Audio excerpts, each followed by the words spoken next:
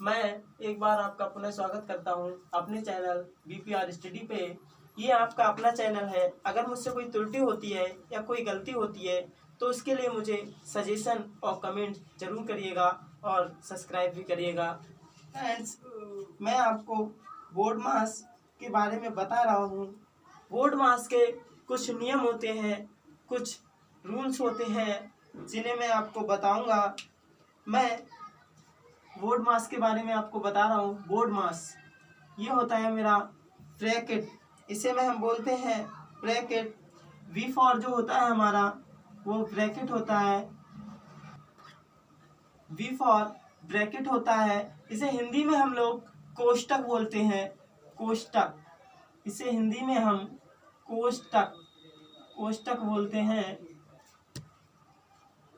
कोष्टक। और अब ये सभी लोग ये 4 प्रकार की होती हैं। तो हम सबसे पहले सबसे छोटी ब्रैकेट को सॉल्व करते हैं। ये हमारी जो ब्रैकेट होती है ये सबसे छोटी होती है। इससे बड़ी ब्रैकेट होती है ये होती है। इससे भी बड़ी ब्रैकेट एक ऐसे ये होती है। और नंबर 4 पे हमारी ये ब्रैकेट आती है। ये 4 टाइप की 4 टाइप की मतलब ब्रैकेट होती है। उसके बाद दूसरे नंबर पे हमारा आता है ऑफ। दूसरे नंबर पे बेटा ऑफ आता है। ऑफ का मतलब होता है मल्टीप्लाई, मतलब ऑर्डर। इसे हम बोलते हैं मल्टीप्लिकेशन, यानी कि इसे हम गुणा करते हैं। जहां भी हमें ऑफ का लिखा हुआ दिखेगा वहां हम मल्टीप्लाई का साइन यूज करते हैं। और तीसरे नंबर पे आता है डी फॉर हमारा डिवाइड होता है, डिवाइड। डी फॉर डिवाइड होता है। डिवाइड का मतलब हम इसे हिंदी में भाग कहते हैं, और भाग का जो साइन होता है वो ऐसा होता है।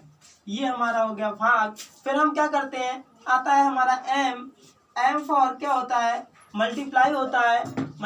एम फॉर हमारा मल्टीप्लिकेशन होता है। इसे हम गुणा हिंदी में क्या कहते हैं, हिंदी में हम इसे गुणा कहते हैं। अब हमारा बचा ए फॉर एडिशन और एस फॉर सब्ट्रैक्शन। वो हम अब हमारा बचा था एडिशन। एडिशन जो बचा हुआ है, सबसे पहले हम ए फॉर एडिशन, ऐड का मतलब होता है प्लस। प्लस को हम हिंदी में कहते हैं जोड़। फिर हम जोड़ करेंगे। जोड़ के बाद एस आता है। एस का मतलब होता है सब्ट्रैक्ट। सब्ट्रैक्ट का मतलब होता है सब्ट्रैक्ट। एस का मतलब होता है सब्ट्रैक्ट। सब्ट्रैक्ट का मतलब होता है घटाओ। हम इसे उसके बाद घटाओ करते हैं। तो आपने देखा, तो मैंने कहा आपसे कैसे करते हैं, ये सीरीज में करते हैं। सीरीज में मतलब पहले ब्रैकेट को हल करेंगे, कोष्टक को हल करेंगे। उसके बाद हम क्या करेंगे, कोष्टक को हल कर लिया, उसके बाद ऑफ को करेंगे, उसके बाद भाग करेंगे। ये साइन लगा दिया भाग का, ये मेरी कोष्टक हो गई।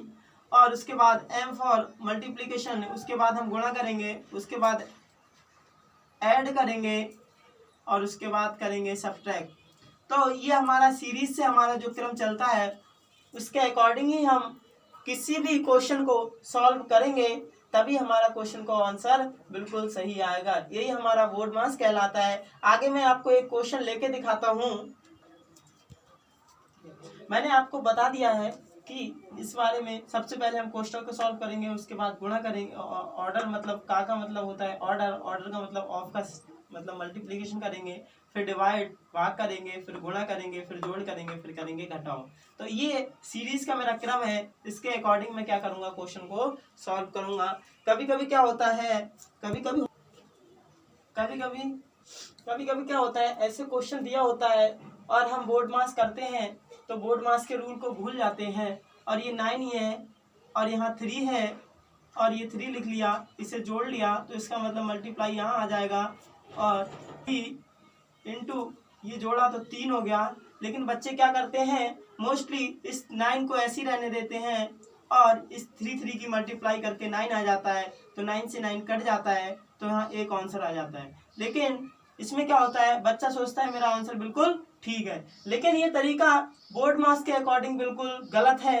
क्योंकि बोर्ड मास में सबसे पहले कहा जाता है कि बोर्ड मास में 9 आ गया मेरा।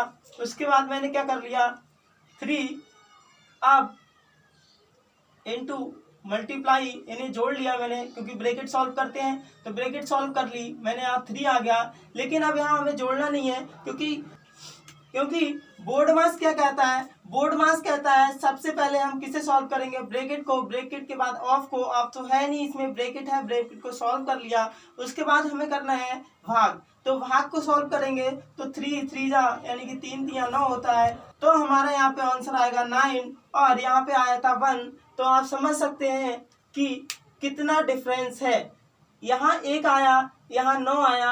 आप ये समझ सकते हैं कि बोर्ड मास का रूल बहुत ज़रूरी है।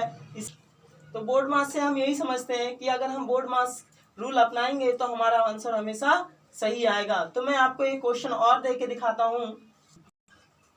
क्वेश्चन करने से पहले एक चीज़ मैं आपको और समझाना चाहूँगा कि बच्चे जहाँ मिस्टेक करते हैं वो क्या करते हैं, चिन्हों की प्रॉपर्टी होती है, मतलब साइन की जो प्रॉपर्टी होती है उसे कैसे करते हैं। कभी क्या होता है, बच्चा सोचता है ये माइनस है और ये क्या है, इसके बीच में मैंने यहाँ मल्टीप्लाई लगा दिया, ये भी माइनस है। तो माइनस माइनस हमेशा बच्चों प्लस होता है, ये सभी को पता है। उसके बाद मैंने एक लगाया माइनस गुणे प्लस, तो ये भी मेरा प्लस माइनस माइनस होता है, पहली बात ये।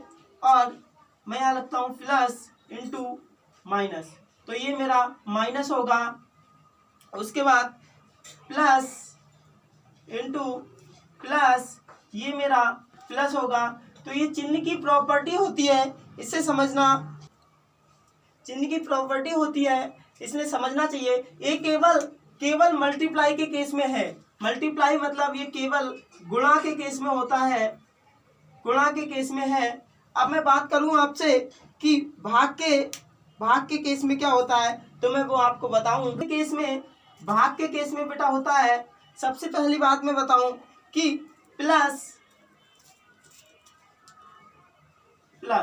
ये हमेशा बेटा मेरा प्लस ही होगा, भाग के केस में हो, और माइनस इन प्लस ये मेरा माइनस ही होगा।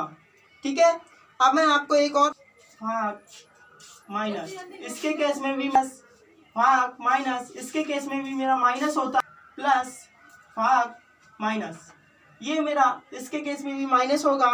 अब मैं माइनस और भाग माइनस की बात करता हूँ तो इसके केस में भी मेरा माइनस होता है, सॉरी प्लस होता है। माइनस माइनस इसके केस में क्या होता है, प्लस होता है। तो मैं आपको एक चीज और बताना चाहूंगा, बच्चे कहाँ गलती करते हैं।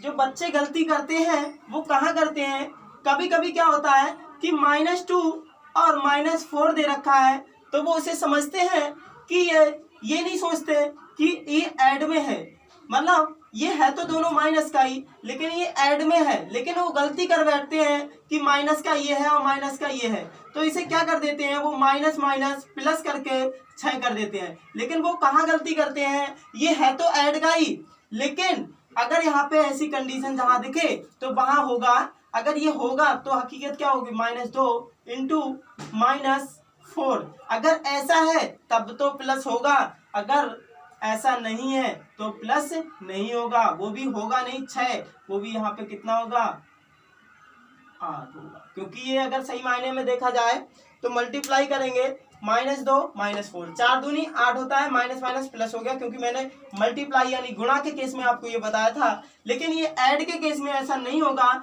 ये होगा 6 की 6 ही, लेकिन यहाँ पे होगा माइनस का। गलती ना करें, ये बहुत ज़्यादा कंफ्यूजन में रहते हैं। मैं मोस्टली 6, 7, 8 क्लास वालों की बात कर रहा हूँ, वो इस संशय में बहुत ज़्यादा रहते हैं। तो मैं आपको एक क्वेश्चन लेके आया हूँ, ये क्वेश्चन नंबर 1 है मेरा, छोटा सा क्वेश्चन है। इसके माध्यम से मैं आपको बताना चाह रहा हूँ कि कैसे क्वेश्चन हम सॉल्व करते हैं। तो सबसे पहले मैं इसमें देखूंगा कि कौन सा पॉइंट है जो सबसे पहले मुझे सॉल्व करना चाहिए। तो मैंने कहा जो कोष्टक होती है वो सबसे पहले सॉल्व करते हैं, उसमें भी सबसे छोटी कोष्टक सबसे पहले सॉल्व करते हैं। तो सबसे छोटी कोष्टक होती है मेरी ये वाली, तो इसको मैं सबसे पहले सॉल्व कर लूंगा, बाकी सब मैं ऐसे ही लिखूंगा। तो मैंने 2 का 2 लिख लिया, ये मेरा कोष्टक है, मैंने ऐसे ही लगा लिया, 4 का 4 लिख लिया। ये माइनस का मेरा है, ये माइनस का मतलब 3 और माइनस 3 में से 2 जाएंगे, 3 में से 2 गए, -1 बचा। अब मैंने इस कोष्टक को यहाँ ऐसे लगा लिया, 3 में से 2 गया, 1 बचा, मैंने कोष्टक बंद कर ली। उसके बाद मेरा ये क्वेश्चन है। अब मैं क्या करूंगा, अब उन्होंने कहा है कि उससे बड़ी वाली कोष्टक सॉल्व करनी है, तो उससे बड़ी ये वाली कोष्टक थी, तो 2 माइनस ये बड़ी कोष्टक है, यानी कि ये वाली मुझे सॉल्व करनी है। तो 4 में से 1 गया, यहाँ 3 बचा, तो मैंने ये 3 लिख लिया, ये कोष्टक लगा ली। अब मुझे ये वाली कोष्टक सॉल्व करनी है, तो 2 माइनस 3, ये जो मेरा हुआ 2 माइनस 3। अब मुझे इसे सॉल्व करना है, तो मेरा यहाँ माइनस का जो 1 आंसर आया, ये आंसर आएगा मेरा -1। ऐसे ही मैं क्वेश्चन